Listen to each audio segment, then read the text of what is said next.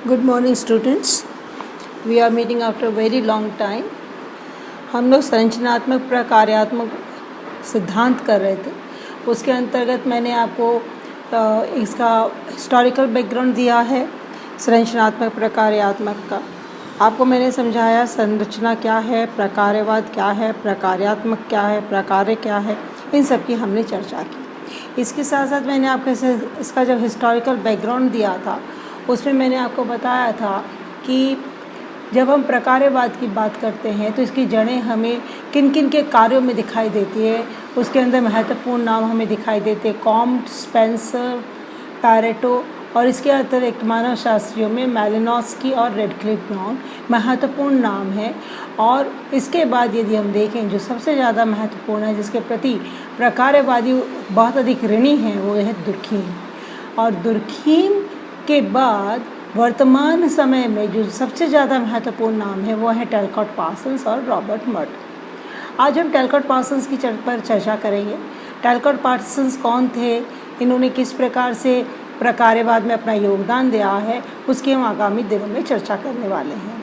सर्वप्रथम मैं आपको इनका बैकग्राउंड या उनकी पृष्ठभूमि बताना चाहती हूँ कि पार्सन्स कौन थे।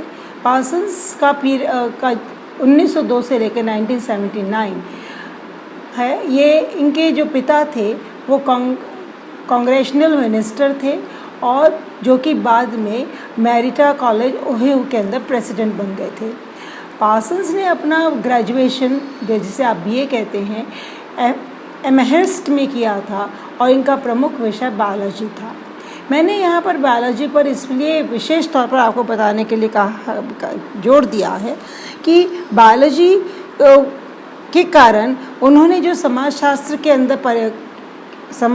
के अंदर जो उन्होंने अध्ययन किया उसका प्राणी शास्त्र का उन पर क्या प्रभाव था वो हमें स्पष्ट दिखाई देता है।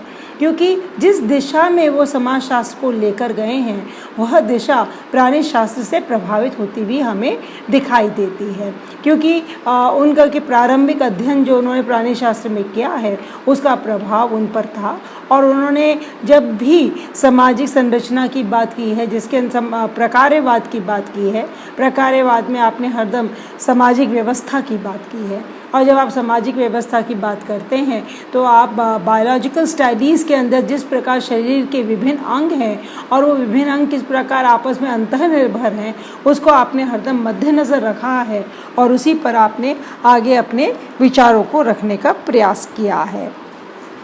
बाद में आपने अपना बीए करने के बाद लंदन स्कूल ऑफ इकोनॉमिक्स गए और वहाँ पर आप मैलिनोस्की के अधीन रहकर आपने अध्ययन किया। ये मैलिनोस्की वही विचारक हैं जिन्होंने प्रकार्यवाद पर बहुत महत्वपूर्ण योगदान दिया है और पार्सन्स उनके साथ में उनके पास रहकर उन्होंने अपना अध्ययन किया। उसके बाद आप हैडलबर्ग गए, वहाँ पर पहली बार मैक्स वेबर के कार्यों से आप परिचित हुए और उन्हीं से प्रभावित होकर आपने अपना डॉक्टरल डिसर्टेशन, अपनी डॉक्टरल थीसिस लिखी और उस थीसिस का नाम था the concept of capitalism in recent German literature. इसके बाद आपने यही बताने का प्रयास किया है कि किस प्रकार से प्रकार्यवाद है, सामाजिक व्यवस्था है, किस प्रकार से हमारे इसको प्रभावित करती है, हमारे सोशल सिस्टम को प्रभावित करती है। पार्सन्स वह प्रथम व्यक्ति हैं जो कि वेबर का परिचय या अमेरिका को वेबर से परिचित कराते हैं। जब आपने वेबर की पुस्तक the Protestant ethic and spirit of capitalism, जो कि 1930 में इन्होंने इसका ट्रांसलेशन किया था और उन्होंने ये किताब जो है सबके सम्मुख रखने का प्रयास किया है।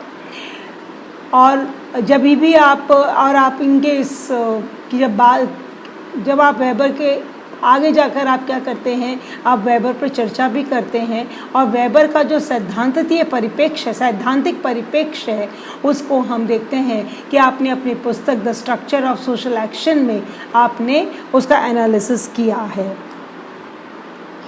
और हम देखते हैं कि इसके अतिरिक्त पार्सन्स जो हैं उन्होंने अपने जब वो एमहर्स्ट में पढ़ने के बाद ये हार्वर्ड गए और वहाँ पर 1927 इंस्ट्रक्टर के रूप में वहाँ पर रहे और जब तक ये रिटायर हुए तब तक वे वहीं कार्यरत रहे एज एमरिटस प्रोफेसर इन 1973।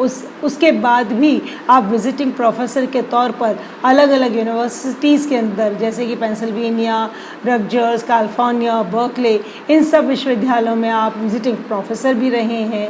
आपने समय समय पे बहुत सारे उनके आपके पत्र प्रकाशित होते रहे हैं, बहुत सारी प्रोफेशनल मीटिंग्स के अंदर सभाओं में आपने भागीदारी ली है, आपने गेस्ट लेक्चर्स दिए हैं और अपनी मृत्यु के 1979 मई में अपनी मृत्यु के कुछ समय पहले ही तक आप कार्य करते रहे और आपके विषय जो सोशो का मुख्य टॉपिक था वो सोशल बायोलॉजी था।